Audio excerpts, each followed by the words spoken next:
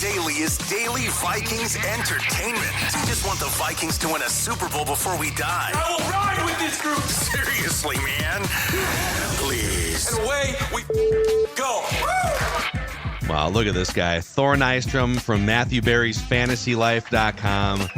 Just flaunting his Kansas. Nice of Kansas to start the season here now that we're in November, by the way. Yeah. Which now they're just beating all the ranked teams. Iowa State, knock them off. BYU ranked 6th. Which of the early season 5 consecutive losses would you like to have back to get into the mix here, Thor? All of them. It was 5 of the 6 losses by 6 points or less. You flip those results and they're a playoff contender, but instead they're shaking up the playoffs by one, knocking out every Big 12 frontrunner, and continues this weekend, I think, with Colorado coming to Arrowhead Stadium. I think we got another upset brewing, boys. Oh, really? Yeah. Shedeur, Dion, the whole crew, Hunter going down? I think they're going down. Ooh. I think Rock Chalk's going to win again. Yep. Wow. So Rock Chalk would need, now sometimes you can get into a really low level bowl game if your academics are up to snuff when you're 5-7. But if they win their next 2, then you guys are going to go to, I don't know, like the Motor City Bowl. I don't know, some crappy bowl that you'll be able to.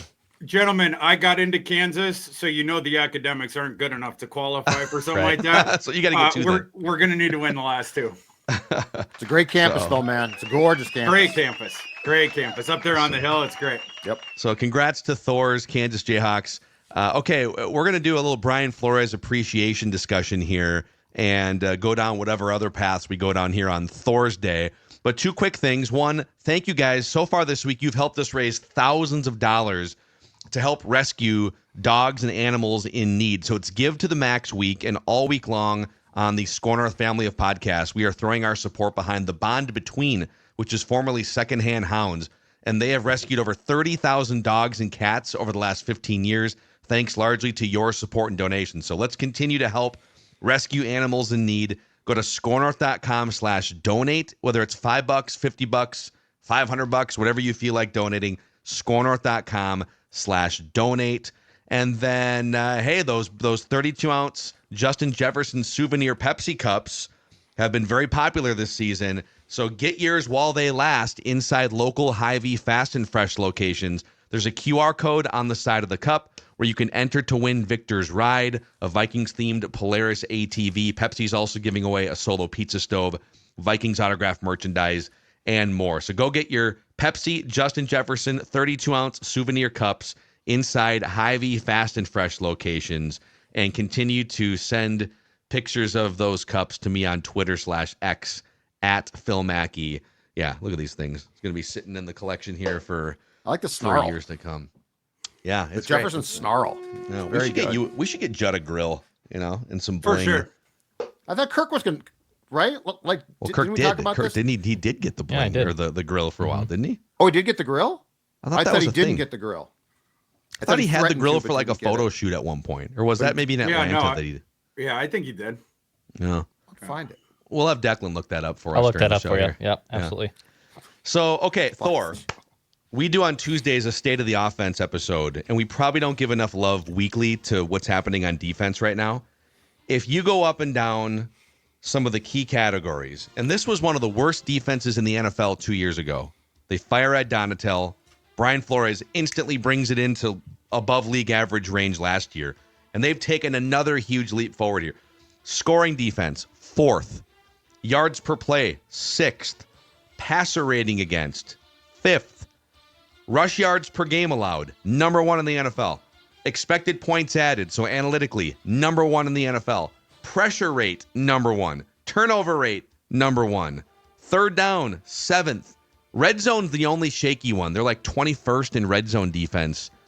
But what do you make of just the job that from front office down to Brian Flores, what we've seen in the last 2 years here with, like, we talk so much about quarterbacks and Kevin O'Connell, but this thing, 8-2, is built on defense first and foremost, it feels like. Yeah, it sure is. And it speaks to Brian Flores' genius. If he's not the best defensive coordinator in the NFL, I don't know who is. The creativity and the opponent-specific game plans, it just impresses you week in, week out. So I mean, and obviously I think another aspect of it is Kwesi did a good job getting the sort of moneyball defensive starters this year. He was in a bad spot cap wise last off season. You had to take all the dead cap hit and stuff like that. It'll be a different story next off season, but he did a great job of working around that. And like the Van Ginkel contract was great. Cashman, getting the cornerbacks on the short deals. He just did a really good job plugging those holes. So, you know what? I think the main reason why I would like to see Flores back in 25, and we'll, have to wait and see if that comes to fruition or not, is because of this, though. So he took what was personnel-wise, I think some pieces that fit okay, but it was sort of hodgepodge, right? Like he had to sort of make things up in 2023. This year, to your point, Thorsky, he goes out and they acquire some more guys, and the personnel fits. I mean, the Vikings haven't had a Van Ginkel type in how long? And so now he's doing all of these different things. We saw, because of the 3 games he missed, how important Blake Cashman is. So I guess where I would really like to see Flores back is, what if you get more of the corners, younger corners next year now that you want? A defensive tackle. And the run defense is great. Where I would like to see improvement is the actual push in the pocket, which didn't used to be a huge thing and now is. But like, what would year 3 look like if the personnel is even more geared towards what Flores can do as the mad scientist? That's where I think it could be really fun next season. Totally agree with you. Yeah, you now have the ammo this coming off season, and you have a lot of the pillar positions on offense already set, so you can just shower the defense with those new contracts you're signing. You're going to be able to get multiple immediate starters through free agency on the defensive side, and you can go after dang near anyone. You don't have the cap restrictions that other teams have, and then you have the first round pick as well. Yep. I think on offense, you're probably going to be looking to bring in a guard. I don't know if they're going to do that through free agency or through the draft. And then running back, if Aaron Jones leaves in free agency, maybe the 3rd round pick like we talked about. I think basically all the other resources this offseason, you're showering it on the defense. And Judd, to your point, that's where it gets fascinating. Flores took over basically the Ed Donatel personnel and turned that around, pretty immediately. And then you see, like you mentioned, this year, you just have you improve the personnel just a little bit, and now it's shot all the way up to the top of the NFL. And this is a flawed defense, right? I mean, they don't have superior players at every position there. There's obvious holes there that we talk about all the time. The cornerbacks, clearly, you have to improve that. I think they need to sign 2 new starters this offseason at cornerback, or use the first round pick on one. The interior defensive line. And those. But yeah, I mean, you don't have many positions you need to upgrade, but you can in those. And then I think the defense will be even better next year.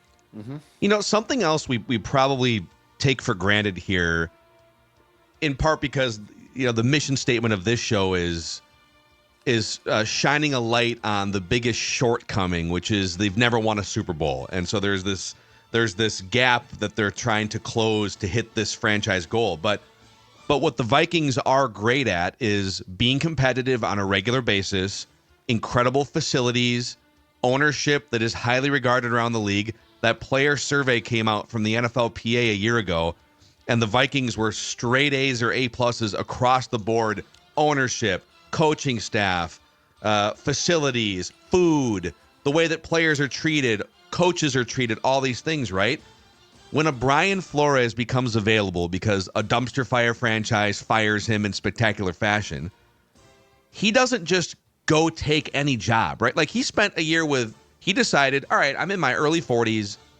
I could probably get a defensive coordinator job somewhere here. I'm going to take a minute and go spend a year behind Mike Tomlin as a linebacker coach and kind of help with whatever I can behind the scenes and just soak up and learn. Then become a coordinator. But he's not going to work for like the Panthers or the Jaguars or even as a head coach. I think he's going to have standards, but there was probably only 7 or 8 franchises that Brian Flores would have even considered to be a defensive coordinator for. And the fact that the Vikings have put themselves in that situation, like right now, if you're the Jets or you're the Panthers or the Jaguars, you're going to get turned down for head coaching and coordinator jobs because of your franchise being in the state that it's in, right? The Vikings have not had to worry about that nearly as much as like half the league. For sure. Yeah. And that infrastructure that you mentioned certainly helps you in hiring coaches, hiring, different people behind the scenes. And I think it is also could act as, if the decision is close for a player between two franchises, the fact that the Vikings have already, shown what they have this season, plus all the things that you mentioned with the facilities and the staff, and it's a first-rate organization. It's an organization that for the longest time has basically been the best bridesmaid you could have. But obviously we're sick of being bridesmaids every time.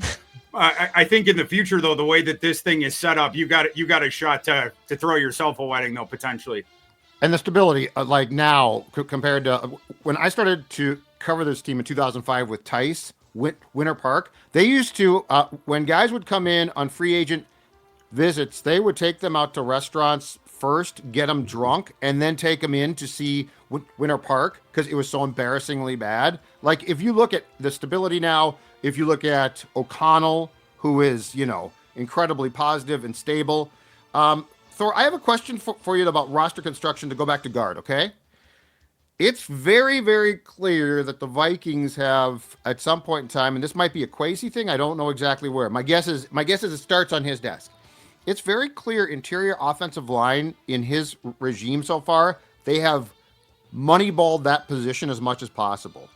So, like, when we talk about guard, do you think there is an off chance that they would say, you know what, screw it, right guard has not worked. We've tried drafting a guy. We've tried Dalton Reisner off the street, blah, blah, blah.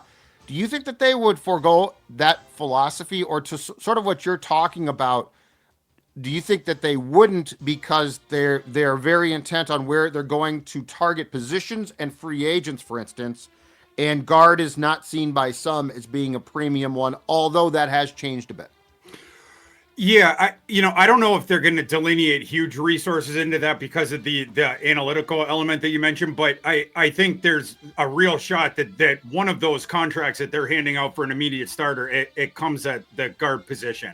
And maybe you're not going to go out and get the top guy on the market, but I think that they recognize the deleterious effect that the interior offensive line play has had on the offense at times over the last couple of years, and the need to address that. And that guard position, it's like the debate between Ingram and Reisner.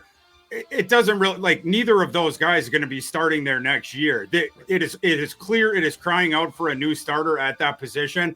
And it would make more sense, I think, to get that through free agency. Perhaps the rest of the market doesn't devalue that position as much as Kwesi, but the rest of the market devalues it, right? I mean, like the tackles get way more, et cetera, et cetera. It's sort of an underpaid position. So you should be able to find someone out there, and maybe it's, one of those, after the first wave, like a Van Ginkel or a type contract like that, where it's within your acceptable price range, but it's a guy who at least will be a solid starter, if not an all-pro type talent. Radio professional, podcast professional here. Got to know where the on button is on this microphone. Just switching gears here. So Caleb Williams has had just the sacks, the turnovers, the turnover-worthy plays, just the dysfunction of the Bears coaching staff, firing an offensive coordinator, and then now Matt Eberflus. I know the Bears don't usually fire someone in season, but Matt Eberflus is week to week at this point. What is going back to your draft evaluation of Caleb Williams, and then fast forwarding to now the Vikings are playing him during this tumultuous season? What is your evaluation of what has happened in Chicago, and to what extent is it fixable with Caleb Williams going forward if they get the right coaching staff in place? I think it's a three-pronged thing. Number one, there was a bit of a misunderstanding about Caleb Williams' game coming in. I think, because of the way he was ranked by people, talked about people, and then ultimately drafted. It's like, oh, this guy is by far the best in the class. And then, it's everybody else. And the draft starts at 2. And that was, in terms of the ceiling, like, all the stuff that everyone heard, that stuff was true. But there was some things in his game that he needed to work on that he didn't need in college, that he didn't even do in college, that in the NFL, they're super duper important things. And the primary one that I talked about during the pre-draft process, it's timing concepts. The stuff that on TV looks easy, the within rhythm, the anticipatory throws, the throwing the ball like right before the receiver's cut. And when he turns his head, now all of a sudden the ball's on his hands, creating the windows for the receivers, the quick stuff within the offense. He never did that in college. He didn't do it at Oklahoma under Lincoln Riley. He didn't do it at USC with Lincoln Riley. He was the best player on the field at all times. He was the best athlete on the field most of the time. And so the offense it was Caleb Williams pirouetting around the pocket, running around. And then the receivers, they'd have 4 or 5 seconds. They could break off their route. And all of a sudden he would find someone, and he has the arm to throw it anywhere. That's why you would see all these highlight reel plays. But again, that timing stuff, they did not do it with him. You have to do that in the NFL. The athletes are too good on the other side. You can't just run around the whole time, but behind the pocket, you're going to get sacked or, like whatever. It's just not viable. You can do it sometimes. You can put on the Superman cape, but this is just like Pat Mahomes is a great example of a guy that was sort of like this in college that learned the NFL way and then was able to effectively augment the one with the other. He learned how to do the timing concepts. Pat Mahomes is in the air raid offense, and a lot of times it was scrambling around and then making these crazy throws in college. Sometimes he would scramble himself into trouble, and then he'd throw a ball up for grabs, get intercepted. But in the NFL, again, you have to be able to beat them with the short game, or else they're just going to drop people on you. You become really easy to defend when they know what pitch is coming every single time. So that's on the Caleb Williams side. But this is not all his fault. His game, think about it, like how he wants to extend and what he's been most comfortable with up until this point. What does that not work with? A bad offensive line. And the Bears, they're down, like right now, it's like a MASH unit. They're down, what is it, third string guard, and their tackles are banged up. When Caleb Williams arrived in Norman, Oklahoma as a true freshman, Oklahoma had a starting redshirt sophomore quarterback who the year before everyone was saying was going to play one more year and then be the first overall pick in the draft. That guy's name was Spencer Rattler. In the middle of that first season, Lincoln Riley benches Spencer Rattler for Caleb Williams. Spencer Rattler chose South Carolina in the transfer portal. He went from playing behind a really good offensive line at Oklahoma to a travesty of an offensive line at South Carolina. And it had a big time negative effect on Spencer Rattler's game because Spencer Rattler, while not as good of an athlete as Caleb Williams, he has the same prerogative of moving around in the pocket, trying to find the different spots to get the throws off, try to extend so that the receivers can break off their routes behind porous offensive lines. And when you're getting pressure immediately, that discombobulates that kind of a game. It also underscores the importance of learning to throw those timing concepts, being on time with that, and getting the defense off that. That's stuff that can beat the pass rush. So, Caleb Williams needs to work on that. But beyond that, the bigger issue for me, it's the offensive coordinator, Waldron. That guy's been terrible throughout his career. The offenses get worse when he goes there. They get better when he leaves. Players complain about him when he's gone. Jackson Smith and Jigba famously did it this offseason about what a dope that guy is. You can even look at the route trees on the different receivers on the teams. You can compare them last year and this year, see how dynamic they were with a different offensive coordinator and how vanilla they are with this one. So that would be the third factor for me. Which leads to a fascinating discussion of if you're going to make an investment, first overall pick in a draft, right? A guy that you would hope can be your franchise QB and then I would guess make you millions of dollars. How do you end up keeping, first of all, Eberflus as your coach, and second of all, to what you just said, Shane Waldron, a known quarterback dud, comes in to develop the guy. Like, offensive linemen get hurt. That sucks, but they get hurt. Lines break down. That's going to happen. But the reality is, like the Chicago Bears, like if you look at the pattern of what's wrong with the Bears and quarterbacks, it's crystal clear. It hits you in the face. I mean, this is ridiculous to draft. The second that they put in the card to draft Caleb, he became the most important person in Hallis Hall. And yet you're going to support him with this questionable thing. I think one of the most interesting things about O'Connell, who is very careful with his words, but listen to him or watch him, more importantly, at his press conferences, whenever he's asked about a young QB or like how you develop them or how other people do. O'Connell doesn't do a very good job of hiding his facial expressions. And you can see the just disgust, and he's not wrong. The absolute disgust with how a lot of these teams simply think, oh, we drafted him, he's going to be great, and then they don't give him infrastructure. Like I think Caleb ultimately, hopefully, for his sake, will be fine. But what does this year do for him? You've done nothing for him, and that don't help. Bryce Young, I don't know, but what did the Panthers do for him? Absolutely nothing. That doesn't help.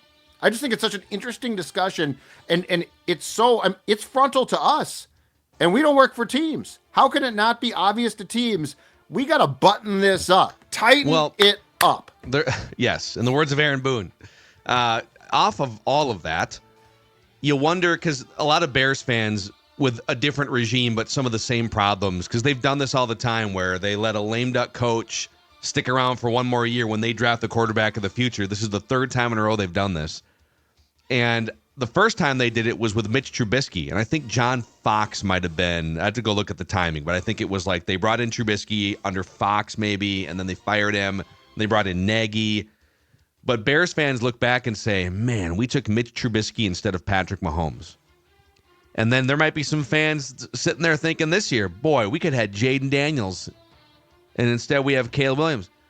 If the Bears had taken Patrick Mahomes 7 years ago or Jaden Daniels this year, would those guys just have fallen victim to the Bears' swampy infrastructure, this offensive malaise for decades and decades, or would they have changed the trajectory of the franchise in your mind, Thor?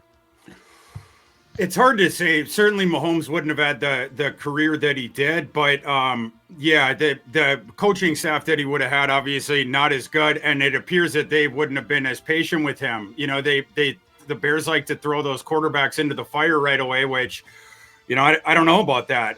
The Vikings obviously had seemed to have a different path. I think Sam was going to start the season either way. They wanted to go a little bit slower with JJ, and I think that's the correct course.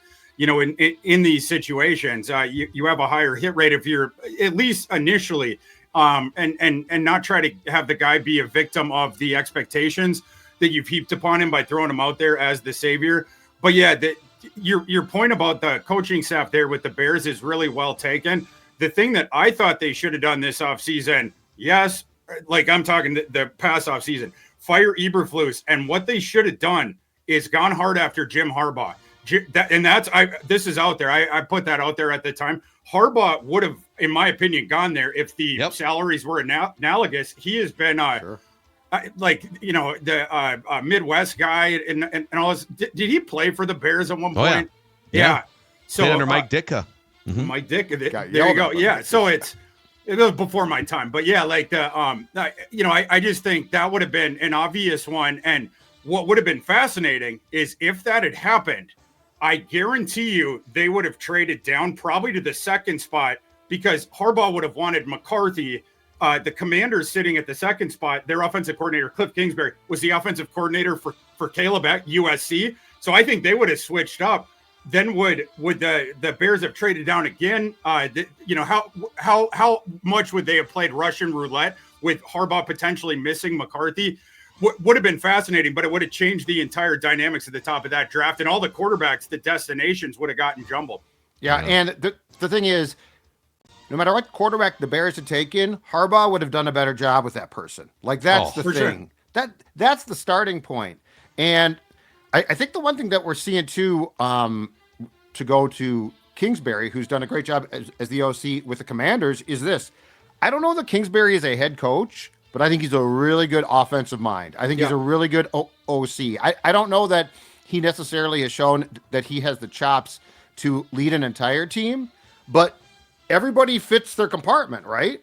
And there's nothing wrong with being considered really good with quarterbacks. Mm-hmm. Like, that ain't a strike against you. You're going to make a lot. So that's the thing. And if you look at the infrastructure that O'Connell's built, you got an OC now, you got a quarterback coach, you got an assistant QB coach. Like, they have a room built up there to help out. So, I mean, this is a pretty in-depth process. And I think it's baffling when a team like the Bears just continually screws it up. Yeah, and the roster construction part of it, I think that, what Pace has done from the thing he inherited to where they are now, I agreed with most of the decisions, and I think that they're building that thing up okay. They still have some holes, of course, but they have resources to do it. The staff thing is where I think he made a mistake. And this offseason, I think, would have been the time, and you get the new coach in for the new era of Bears football, et cetera, et cetera, et cetera. Obviously, Harbaugh would have been my choice. But, yeah, in no circumstances would I have hired that Waldron guy. There's some wild disrespect of the Vikings happening on Twitter right now via ESPN that we'll throw at you, and then a mock draft that I think is going to make Thor very happy. Dex, what's going on Underdog right now? A lot of good stuff. Thursday Night Football. If you want to ride a great Steelers-Browns game, maybe just go higher on sacks for Jameis Winston and Russell Wilson. I was texting with Thor over the weekend. I accidentally flip-flopped one of his picks, but it worked out for me, Thor. Oh. It's just too bad that I took the running back, right? I believe just was 5 yards short. So I am consulting with Thor on the college football stuff. There's NFL, NBA, NHL, plenty of great stuff at Underdog. Promo code SCORE, so gets you a 50% deposit match. Go download the Underdog app and use promo code SCORE for a 50% deposit match. All right, Judd, if you've got pests roaming around, who are you going to call? Not Thor. I love Thorsky, but I don't call him. I call my friends at Spidix Pest Control. I'm talking about mice. I'm talking about spiders. I personally, old house, had a mouse problem, and I said, enough is enough. I am sick and tired of this. Spidix, 2 trips to my house, and absolutely took care of it. I have not seen, and it's cold outside now, so mice come in your house at this time of year. I have not seen any signs of mice, and you know what? That's because Spidix does a fantastic job, explained everything, brought an entire team out here. And now I want you to experience what I did, which is your house having an offensive line against those darn mice. Score North offer right now, $125 off your first service by calling 952-333-8813 or check them out at Spidix.com. Spidix, SPIDEXX.com. They are the ones to call if you're looking to get rid of those rodents. Old Macadac is smiling for 2 main reasons. Number 1, it's fun to talk about an 8-2 football team. And number 2, I found a new dentist. Park Dental, after being dentist list for a while, my old dentist, he either retired or he lied to me. Either way, I was looking for a new dentist. And so a bunch of friends and coworkers said, hey, Park Dental, over 50 years, they've been caring for and cleaning teeth in Minnesota and Western Wisconsin. I'm also told they treat some local professional athletes' teeth. I don't know. Maybe I'll ask him if they put grills in, Judd. You and I can go in. Kaprizov's teeth, perhaps? He got a tooth knocked out 3 weeks ago. Well, hockey players definitely need dentists more than anyone else, right? More than anyone. Yes, sir. Schedule your checkup at parkdental.com. That is parkdental.com. Okay. This clip just came across here from ESPN's Get Up, their 2-hour morning show. 5-man panel. Adam Schefter and Dan Orlovsky, Greeny, a bunch of former players. Who is the biggest threat to the Lions in the NFC is what the clip proposes. They're back on this one. They did this on Monday, too. Okay, who's the biggest threat to the Lions in the NFC? 3 options. The Eagles, the Packers, or the Rams. Really? They left them out entirely? No, they didn't even get... On the bottom scroll, they did put that ESPN Analytics puts the Vikings as the 3rd best percentage chance to get to the Super Bowl in the NFC. But no, they didn't even give the Vikings as an option in the conversation, Thor. Are you sensing disrespect of the Vikings around the country from your football perch? Yeah, 1,000%. Yeah, and I don't really get it either. I mean, who's a threat to the Lions? How about the team that played them? Blow for blow. That game could have gone either way. So I don't really understand that one. I saw a clip on Twitter a couple of days ago, and it's exactly right.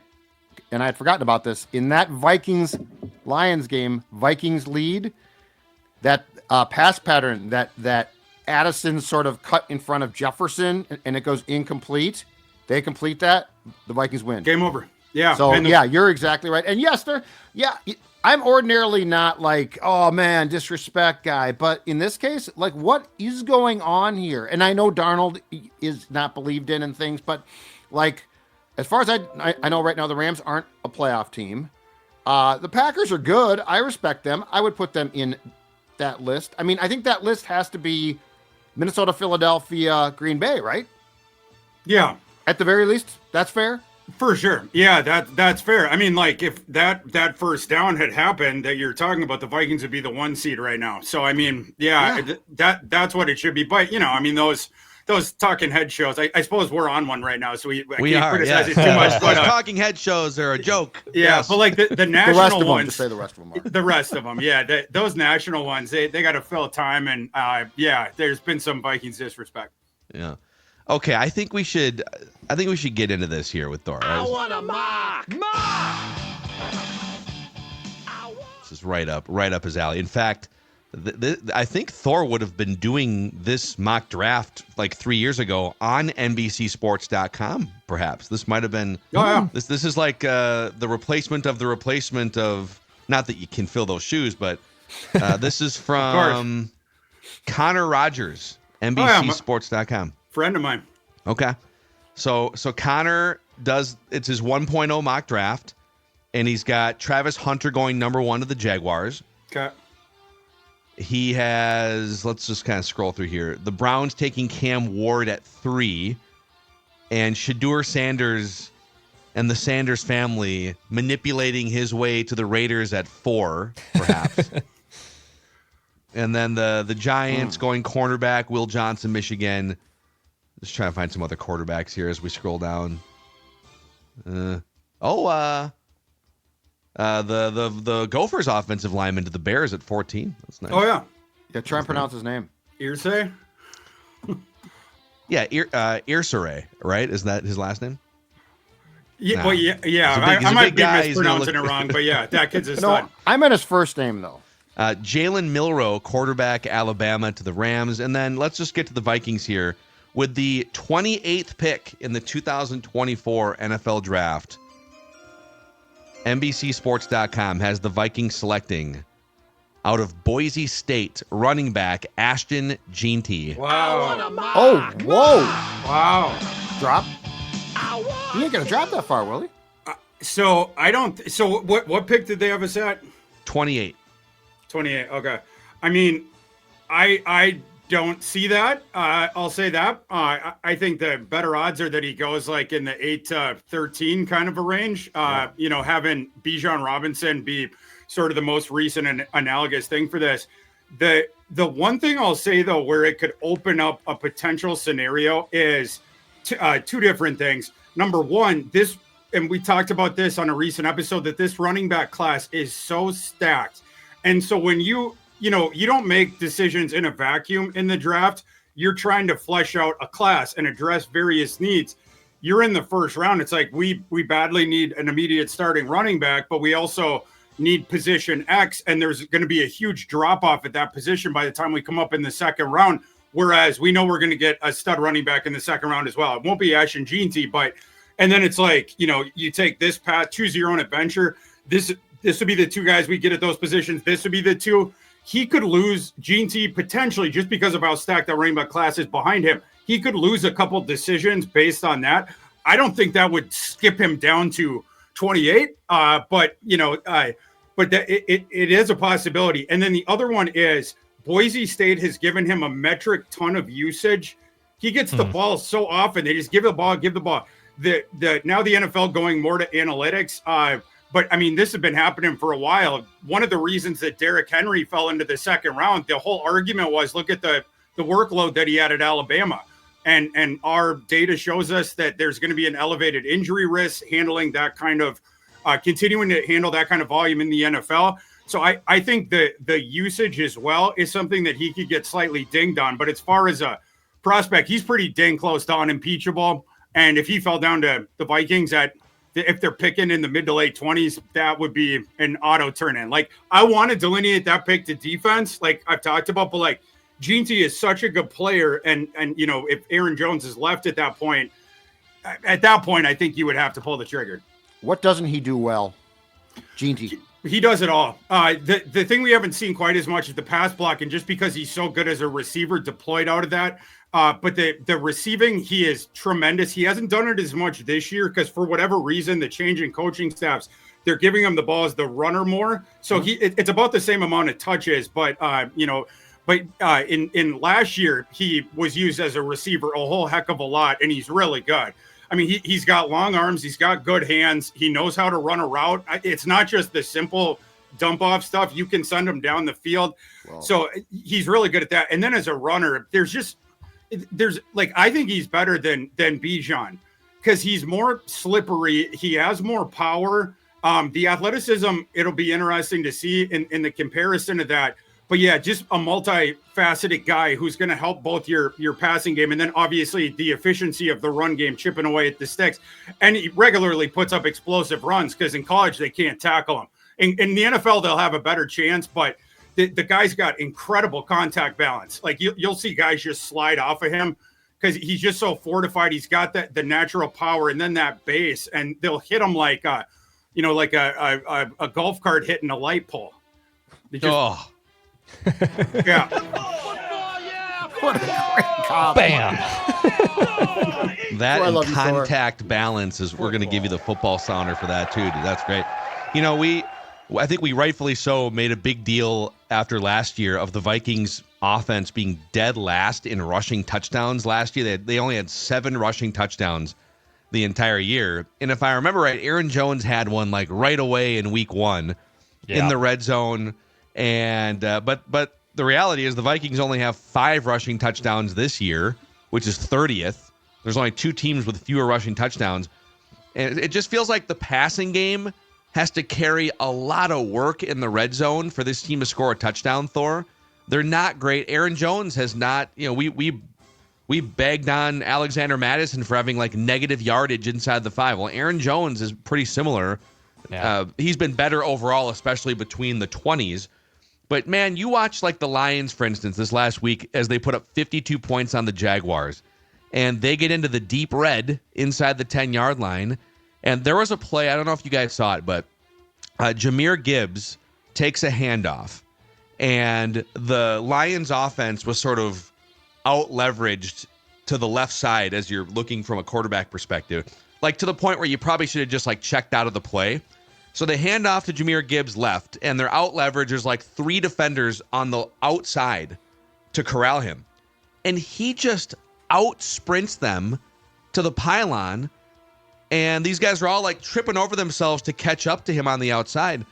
It's been a while since like prime Dalvin Cook, since the Vikings had a dude where, hey, even if it's not perfectly blocked up front or if you're over leveraged, this dude's going to find a way to just get to the pylon and beat someone.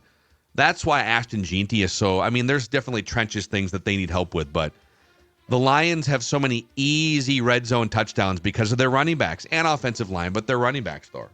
Yeah, they got the 2 good ones, Montgomery being the other one, and then you mentioned it, the awesome offensive line. So this and a difference with the Vikings, the interior offensive line continues to be something of a sore spot. And then, of course, the Darrisaw injury. So, those things have to be mentioned. The Darrisaw, he'll be back. But the interior offensive line, it does need to improve this offseason. They have the resources to address that.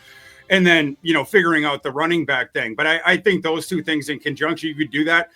Kevin O'Connell, his prerogative as a play caller, it's always going to lean towards the pass. So, those numbers, I don't ever expect the Vikings to be like top 5 in rushing touchdowns in the NFL, but certainly there are areas that they could improve to improve that aspect of the offense. Now, I don't think that GT gets down there, like I mentioned.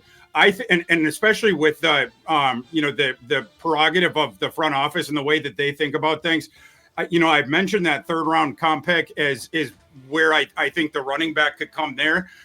But this is a scenario potentially where you could take 2 running backs, and I might even advocate for it, especially in the scenario. Let's say you trade down out of the first round. Jeanty's not there. The defenders that you had in a bucket, they're not there. So you trade down to the top of the second, and then you flesh your picks out. That would be a scenario where if I could end up with 7 picks or so, they sit at 4 right now with that comp pick, but with the full allotment of picks, I might even advocate to taking 2 running backs. Use that 3rd rounder on it. Maybe one of the 5th. If you pick up a 6th, maybe that one instead. Chandler, I don't know that Chandler is going to be back on the team next year. Cam Akers, they'll probably let him walk to someone else and then trade for him again mid-season, so we don't have to worry about him. But the whole running back room, he might it might need to be reworked there. Save one of those 2026 late round picks for sure to get Cam Akers again. Yeah, and we talked about how like Kwesi doesn't put as much money into some of these positions, the interior offensive line, the running back position. But what he could do, and what I think might be very attractive, is knowing how stacked this running back class is. If he knows that his running back room is going to be walking, you have to rework the whole thing. Maybe you go the one dude in at the end of round 3, and you can get a good one. You know, I just put out my top 5 by offensive skill position on Fantasy Life, for NFL Draft 2025. A guy like late 3rd round, you could be looking at like Travion Henderson from Ohio State could get there. Nick Singleton from Penn State could be there. And you get into day 3, there's so many dudes. Texas Tech's Taj Brooks is interesting. RJ Harvey is a home run hitter. Michigan has 2 guys that'll be drafted around there. Jarquez Hunter from Auburn, Woody Marks from USC. Like, I could go on and on. There's so many draftable dudes in this class. You think it's like, why would you spend 2 picks on a running back? But knowing that you can get a guy for peanuts on a peanut salary for 4 years, mid to late day 3, I think it would make sense to use that pick to augment potentially what could be a 3rd round pick on your sort of immediate starter guy. Because this draft class is so stacked, you use them both here, and then you've got your running back room the next several years. So, Thor, give me what you think right now with the amount of picks that the Vikings have, which is not a ton. Give me right now what you think the priorities should be. Running back, cornerback, like what else? And like what might be there too? Because, you know, I guess I could say take a corner, but if you're going to take a bad one just for the sake of taking the position, it doesn't make a ton of sense. So what do you think should be the realistic priority of positions right now, starting with, I guess, running back? I might have had a different number 1 on this list before, but after seeing Will Levis beating the Vikings cornerbacks, I was ripping. I suppose I don't have any hair left, but I was banging my head against the table. That I'd probably put cornerback number 1 because I think they need 2 of them. So it's that. Then I'd probably go interior defensive line 2. Then the offensive guard would be 3. And then probably running back 4, like something like that.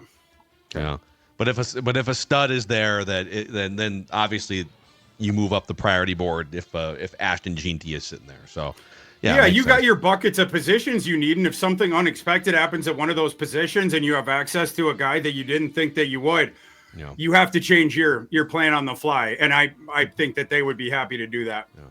Thor, give us your college football junkie thing to watch for Vikings fans this weekend. Yeah, what Kansas thing? Is it cheating to talk about Kansas and Colorado? I mean, there's some dudes on that field. There's some dudes. There are. Some people think the Vikings could go out and get a wide receiver 3 in the draft. Unfortunately, we're not going to have access to Travis Hunter, who might be the first pick, like we've seen in some of these mocks.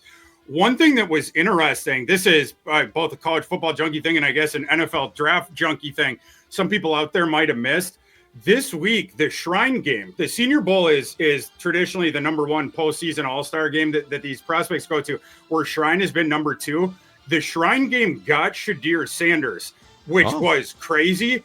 And one of the reasons I think that it happened was because the Shrine game added all 3 of his receivers outside of Travis Hunter. They have 4 NFL receivers on that roster. So Will Shepard, LaJohntay Wester, and Jimmy Horn all committed to the Shrine game at the same time, as did Shadir's brother Shiloh, which probably helped convince Shadir as well. And then I think one of their linebackers as well. But that game's interesting to watch for receiver play, because we're going to see plenty of those 3 receivers as well as Travis Hunter. So the 4 of them, all off season, thinking about the draft, in the lead up to the draft, maybe the Vikings could end up being interested in one of those guys. And then on the other side with Kansas, Devin Neal, their running back, is a mid-round prospect. That would be a guy where potentially that round 3 comp pick, he would be in play there. So and he's a guy who it's not the sleek like the upper tier elite athlete, but he has very, very good feel and some of the best feet in this draft class. So he just is able to make people miss, changes direction really quickly. And again, the feel and the tempo is really good. So those guys with the really good feet, the really good vision, and they run with the tempo, they work with the offensive line. they tend to be better than the sum of their parts, and that's certainly Devin Neal. So someone for Vikings fans to watch on the Rock Chalk side. Love it, man. It's just propaganda, really, to get more eyeballs on your hands on your and feet, Jayhawk. and you don't play the football sounder like you literally. Well, I'm not gonna like interrupt him. How my God, it's the greatest stuff ever. Thor Nystrom from Matthew Berry's FantasyLife.com, bringing draft knowledge, bringing market knowledge, and Vikings KU propaganda, bringing all sorts of stuff. Most of all, KU propaganda. We're upsetting Colorado. I told you guys last week we were upsetting BYU. We're upsetting Colorado on Saturday. Rock Chalk, baby. I'll say it again. Rock Chalk. Rock Chalk, baby. Not going to be the only upset of a highly ranked football team this weekend. Just going to throw that out there. Phil Mackey sipping wine. Just going to put that out there. With the beautiful people. Rising up against Penn State, knocking Penn State down a peg in the CFP rankings. That would be tremendous. That's right. You remember the time when the Ghosts beat them on the way back in the day? What was it? 90 Arrington team? It was 1997. It was like Glenn Mason's first huge program-changing win. Yeah, they threw So Billy Cockerham, I think, was the quarterback, and he threw just an absolute bomb in the air. And I think Ron Johnson was the one who caught that pass and put the Gophers in field goal range. And was it Dan Nystrom, the kicker, that knocked it home? I loved when Dan Nystrom was on the team. Yeah, I loved when Eric Nystrom was on the Wild, get the Nystrom Wild jersey. I didn't get the Nystrom Gopher jersey, but hopefully I can hook that up. And by the way, trivia question for you guys out the door. What school did Minnesota hire Glenn Mason from? Kansas. Rock Chalk Jayhawk. Let's go. Yeah. But don't forget that was only because Mace had taken the Georgia job and then backed out at the last second a couple years before that. Anyone would take the Minnesota job over the Georgia job.